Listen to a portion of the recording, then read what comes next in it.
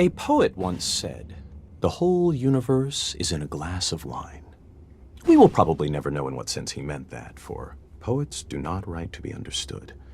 But it is true that if we look at a glass of wine closely enough, we see the entire universe. There are the things of physics, the twisting liquid which evaporates depending on the wind and weather, the reflections in the glass, and our imagination adds the atoms. The glass is a distillation of the Earth's rocks, and in its composition we see the secrets of the universe's age and the evolution of stars. What strange array of chemicals are in the wine? How did they come to be? There are the ferments, the enzymes, the substrates, and the products. There in wine is found the great generalization. All life is fermentation. Nobody can discover the chemistry of wine without discovering, as did Louis Pasteur, the cause of much disease. How vivid is the claret, pressing its existence into the consciousness that watches it.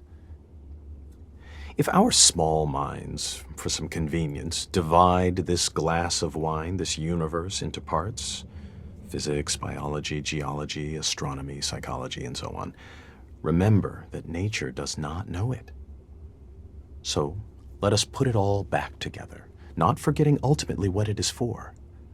Let it give us one more final pleasure. Drink it and forget it all. Richard Feynman, 1963.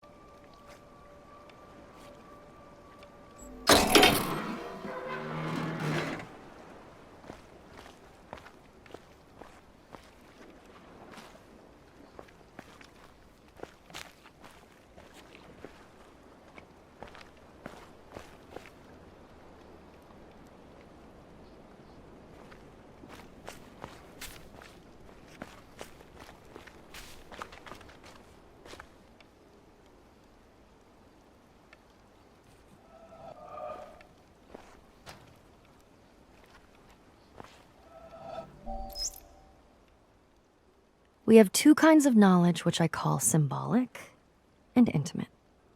I do not know whether it would be correct to say that reasoning is only applicable to symbolic knowledge, but the more customary forms of reasoning have been developed for symbolic knowledge only. The intimate knowledge will not submit to codification and analysis, or rather, when we attempt to analyze it, the intimacy is lost and replaced by symbolism. For an illustration, let us consider humor. I suppose that humor can be analyzed to some extent and the essential ingredients of the different kinds of wit classified. Suppose that we are offered an alleged joke. We subject it to scientific analysis as we would a chemical salt of doubtful nature, and perhaps after careful consideration, we are able to confirm that it really and truly is a joke. Logically, I suppose, our next procedure would be to laugh. But it may certainly be predicted that as the result of this scrutiny, we shall have lost all inclination we ever had to laugh at it. It simply does not do to expose the workings of a joke. The classification concerns a symbolic knowledge of humor, which preserves all the characteristics of a joke except its laughableness. The real appreciation must come spontaneously, not introspectively. I think this is a not unfair analogy for our mystical feeling for nature, and I would venture even to apply it to our mystical experience of God. There are some to whom the sense of a divine presence irradiating the soul is one of the most obvious things of experience. In their view, a man without this sense is to be regarded as we regard a man without a sense of humor. The absence is a kind of mental deficiency. We may try to analyze the experience as we analyze humor and construct a theology, or it may be an atheistic philosophy. But let us not forget that the theology is symbolic knowledge, whereas the experience is intimate knowledge. And as laughter cannot be compelled by the scientific exposition of the structure of a joke, so a philosophic discussion of the attributes of God, or an impersonal substitute, is likely to miss the intimate response of the spirit, which is the central point of the religious experience. Arthur Eddington, 1927.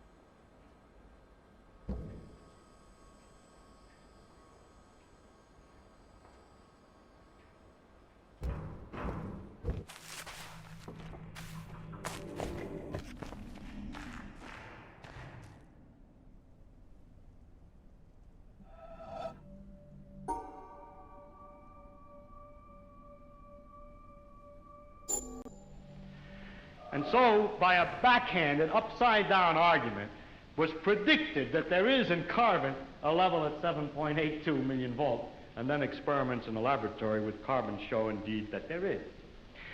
And therefore, the existence in the world of all these other elements is very closely related to the fact that there is this particular level in carbon. But the position of this particular level in carbon seems to us after knowing the physical laws, to be a very complicated accident of 12 complicated particles interacting. So I wish to illustrate by this example that an understanding of the physical laws doesn't give you an understanding in a sense of understanding the significance of the world in any way. The details of real experience are very far often from the fundamental laws. There are, in a way of speaking in the world, we have a way of discussing the world which you could call, we discuss it at various hierarchies or levels. Now, I don't mean to be very precise, there's a level, there's another level, and another level, but I will indicate by describing a set of ideas to you, just one after the other, what I mean by hierarchies of ideas. For example, at one end, we have the fundamental laws of physics. Then we invent other terms for concepts which are approximate, who have, we believe, the ultimate explanation in terms of the fundamental laws. For instance, heat. Heat is supposed to be the jiggling, and it's just a word for a hot thing is just a word for a mass of atoms which are jiggling. For that, fundamentally, we should think of the atoms jiggling. But for a while, if we're talking about heat, we sometimes forget about the atoms jiggling. Just like when we talk about the glacier, we don't always think of the hexagonal ice snowflakes which originally fell. Another example of the same thing is a salt crystal. Looked at fundamentally, it's a lot of protons, neutrons, and electrons. But we have this concept, salt crystal, which carries a whole pattern already of fundamental interactions, or idea like pressure. Now, if we go higher up from this, in another level, we have properties of substances like refractive index, how light is bent when it goes through something, or surface tension, the fact that the water tends to pull itself together, is described by a number. I remind you that we have to go through several laws down to find out that it's the pull of the atoms and so on, but we still say surface tension, and don't worry when we're discussing surface tension of the inner workings, always. Sometimes we do, sometimes we don't. Go on, up in the hierarchy. With the water, we have the waves, and we have a thing like a storm. We have a word for storm, which represents an enormous mass of phenomena. Or sunspot, or star, which is an accumulation of things. And it's not worthwhile always to think of it way back. In fact, we can't, because the higher up we go, we have too many steps in between, each one of which is a little weak, and we haven't thought them all through yet. If we go up in this hierarchy of complexity, we get to things like frog, or nerve impulse, which you see is an enormously complicated thing in the physical world, involving an organization of matter in a very elaborate complexity.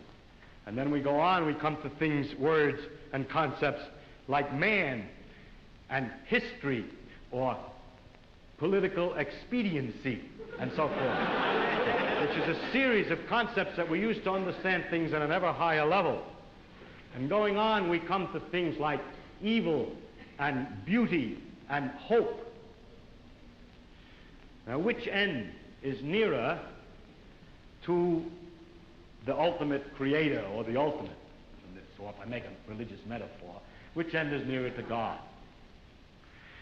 Beauty and hope, or the fundamental laws? I think that the right way, of course, is to say that the whole structural interconnections of the thing is the thing that we have to look at, and that the sequence of hierarchy, that all the sciences and all the efforts, not just the sciences, but all the efforts of intellectual kind, are to see the connections of the hierarchies, is to connect beauty to history, is to connect history to man's psychology, the man's psychology to the working of the brain to the neural impulse to the chemistry, and so forth, up and down, both ways. And today we cannot, and there's no use making believe we can, draw carefully a line all the way from one end of this thing to the other.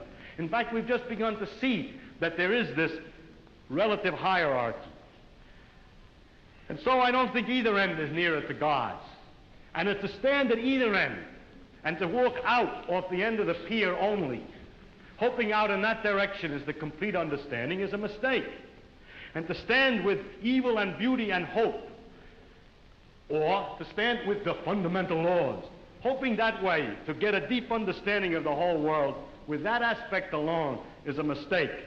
And it is not sensible either for the ones who specialize at one end and the ones who specialize at the other end to have such disregard for each other. They don't actually, but the people say they do. So. But that actually the great mass of workers in between, connecting one step to another, are improving all the time our understanding of the world, both from working at the ends and working in the middle. And in that way, we are gradually understanding this connection, this tremendous world of interconnecting hierarchies. If you expected science to give all the answers to the wonderful questions about what we are, where we're going, what the meaning of the universe.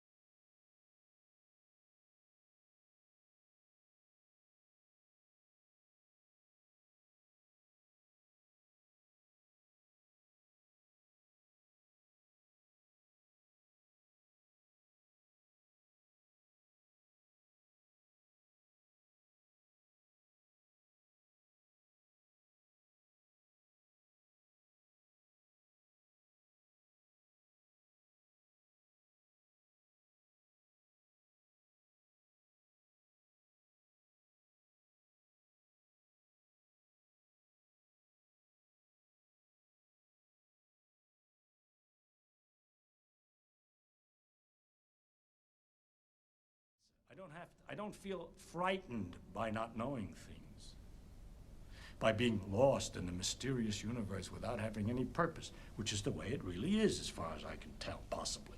It doesn't frighten me.